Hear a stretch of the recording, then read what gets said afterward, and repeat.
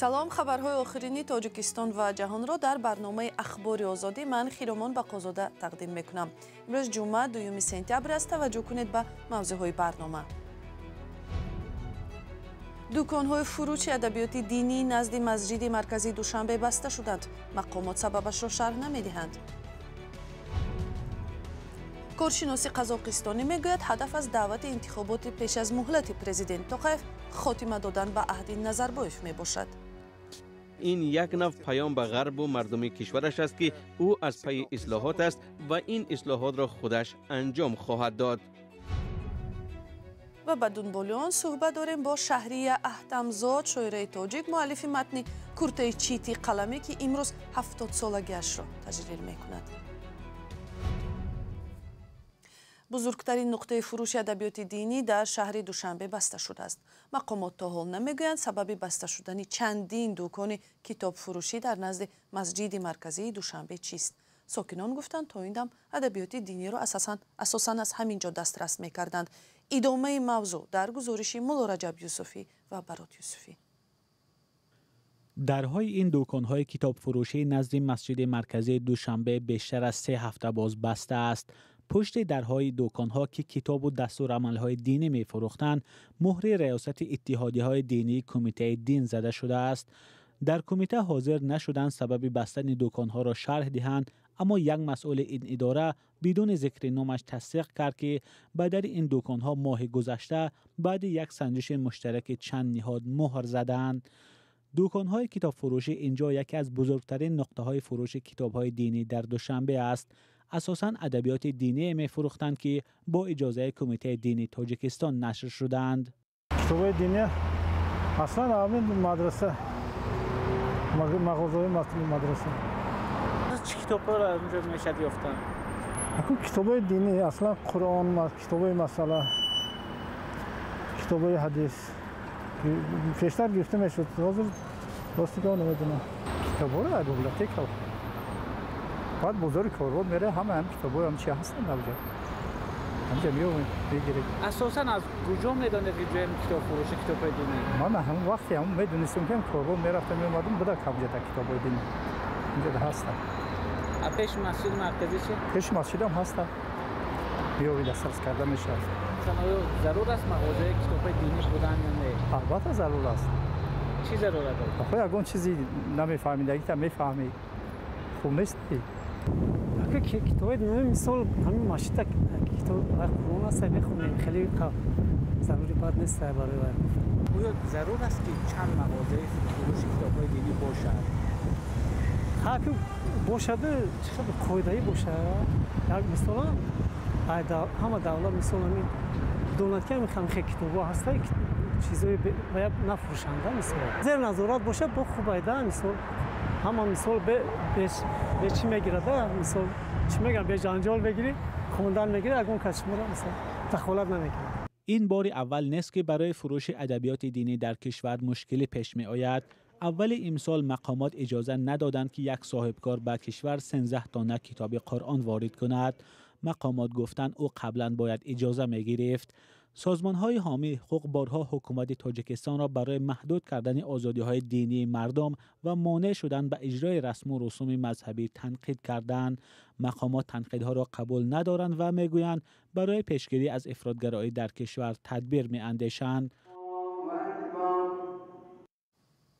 و حالا یک آگاهی چوپان‌های وادی یغناب از ماه می تا سپتامبر با چرای مال مشغولند. کار آنها پرخطر است. از سوی آفت‌های طبیعی، از طرف دیگر حیوانات درنده گور، گروباه و خرس برای بز و گوسفندانشان تهدیدی جدی می باشد.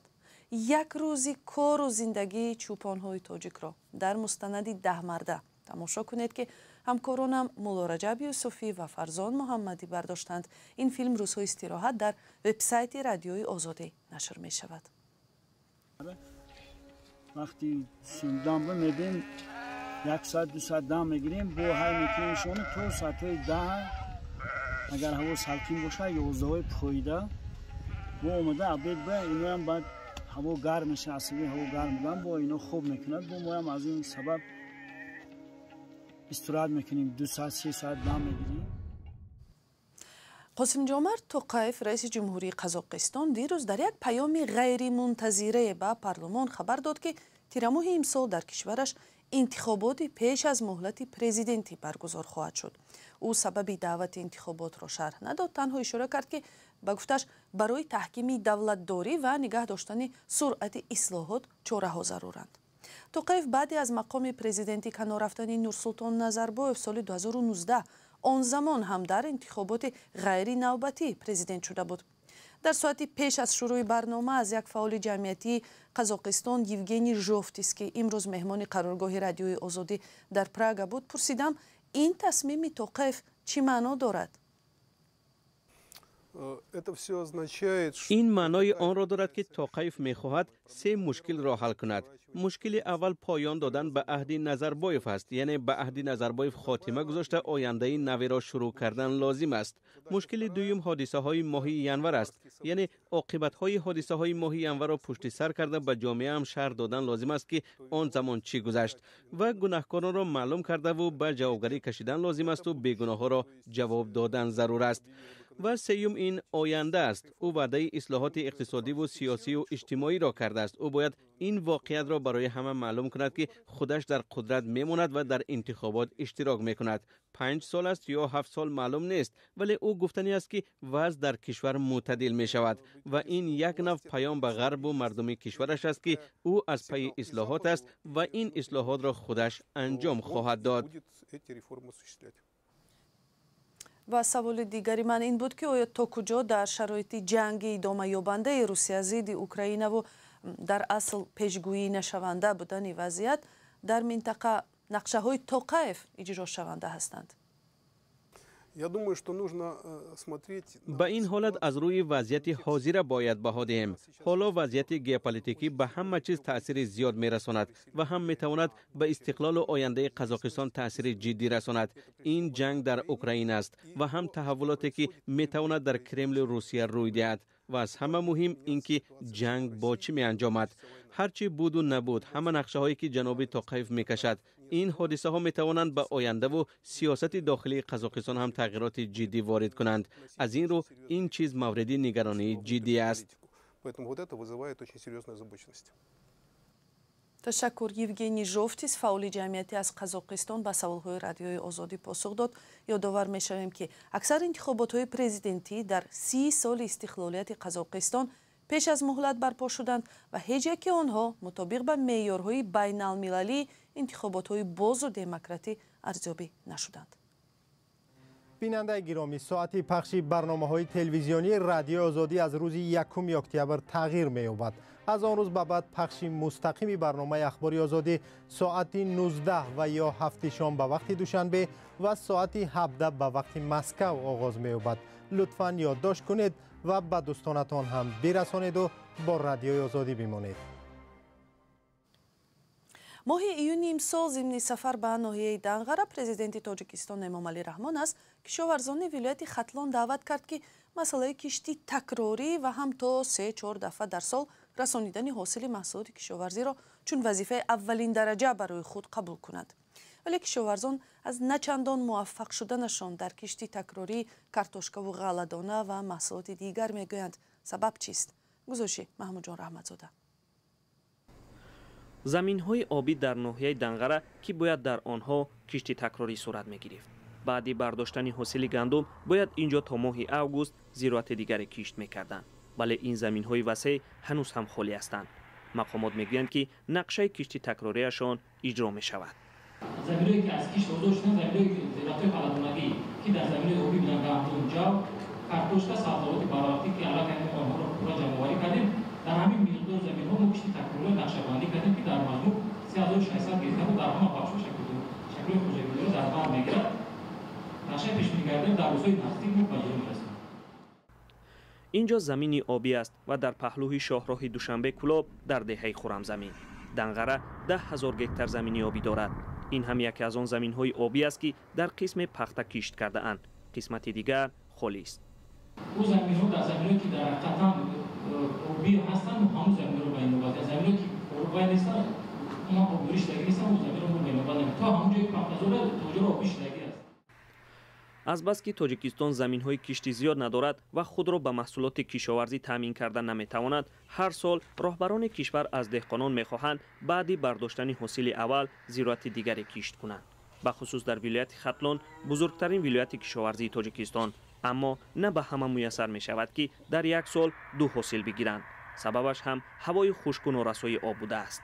заминҳое ки об доранд, заминҳое ки доранд ба ягон харид об гирифта намешавад, ва сифориш карда дар ин заминҳое ки харид харитан 10 километр об дора, об ёфта ҳуҷуми деҳаи тепа мегирад, умуман кишти якам ҷаҷа намешавад. ҳам сифориш кардам ки шабакаҳои давлатӣ телевизионӣ пайваста аз кишти такрориву ҳосили дуввум таърифу тавсиф мекунанд, вале заминҳои холӣ дар хатлон чизи дигар мегӯянд. ба ин суол ки чаро кишти дубора кам аст, мақомот як ҷавоб доранд ки об барои парвариш намерасад. мутахассисон мегӯянд худи деҳқонон медонанд ки баъди бардоштани ҳосили аввал метавонанд зироати дигаре кишт кунанду фоида бигиранд. агар об бошаду давлат ҳам ба ҷои дастуру насиҳат ба онҳо кӯмаке кунанд. имрӯз шоира Шаҳрия Аҳтамзод, ки ӯро яке аз самимитарин суханварони имрӯзи тоҷик меноманд, 70 сола шуд. Шаҳрия Аҳтамзод дар рушди шеъри замонавии занона нақши муҳим мебозида, бисёриҳо намунаҳои ашъорашро аз таронаҳои овозхонҳои тоҷик мисли суруди Куртаи Чити Қаламӣ дар иҷрои Малика Саидова хуб медонанд. Шаҳрия Аҳтамзод дар як суҳбате бо ҳамкоронам Сарвинози Рӯҳулло ва Шаҳлои Абдулло дар бораи зиндагӣ, шеър ва дидгоҳаш ба вазъи имрӯзаи кишвар баён кард. чанд сол аст ки шеър мегӯед ва оё он чизе ки умед доштед ки бо шеър ба дили хонанда бирасед муваффақ шудед? медонед, ман аслан чанд сол, яъне ман дар шеър аслан ки ҳамин шоирӣ баъзан ман фикр мекунам ки ин як чизи аҷибе аст ки хоҳед нахоҳед агар дар вай бошад дар дили инсон ӯ берун мешавад. дар арсаи 70-ам аммо ман қонӣ нестам, қаноатбахш нестам. эҷодкор ҳамеша як чизе дар мағзаш дорад ки бояд уна бигӯяд вале наметавонад. фикр мекунад ки пагоҳ шавад хушрӯйтар мегӯям, аммо ман ҳар рӯз пагоҳ мешавад ҳечи гуфта наметонам. ҳар шоир сарнавишти худашро мегӯяд. агар шеърҳои шуморо хонанда таҳлил кунад, ба ин хулоса мерасад ки Шаҳрия як зиндагии сахтеро пушти сар кардааст. ҳамин тавр аст? медонед, аслан сарнавишти ҳар инсон худаш месозад барои худаш. ва ман ҳар чӣ ки дар сарнавиштам дард дидам, ранҷ дидам, азоб дидам, бештар бо гуноҳи худи ман аст, ки камтар инсони саросима ҳастам, камтар ҳақиқата дӯст медорам, рӯи рост. масалан наметавонам ҳар чӣ ки дар дил дорам дар забон дорам, барои ҳамин зиёд мардум мана дӯст намедоранд. ва сарнавишти ман аз кӯдакӣ мушкил буд, чунки модарам дар донишгоҳ ҳамроҳи падарам мехонду мана гирифта ба қишлоқ мебаранд пеши модарбузургам. ин чизҳо буд ки албатта дар зиндагии ман нақши хеле доғ гузоштанд. бинандагони азиз, ин як пораи мусоҳибаи Шаҳрия Аҳтамзод буд ва шакли пурраи суҳбати шоираро дар вебсайти Радиои Озодӣ ва ё ҳамин канали Озодӣ видео дар YouTube тамошо кунед.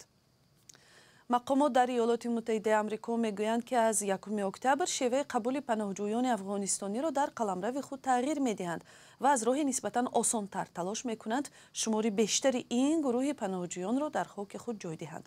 баъди сари қудрат омадани Толибон дар Афғонистон ва фирори бебандубори мардум аз ин кишвар, дар хоки Амрико 86 000 афғонистонӣ сарпаноҳ ёфт. ва хабарҳои бештар аз инро дар сомонаи Радиои Озодӣ ва шабакаҳои иҷтимоии Facebook, Одноклассники, Twitter пайдо кунед ва ҳам фаромӯш накунед ки ба сайти Озодӣ видео дар YouTube саре бизанед то гузоришҳои охирро дарёфт кунед.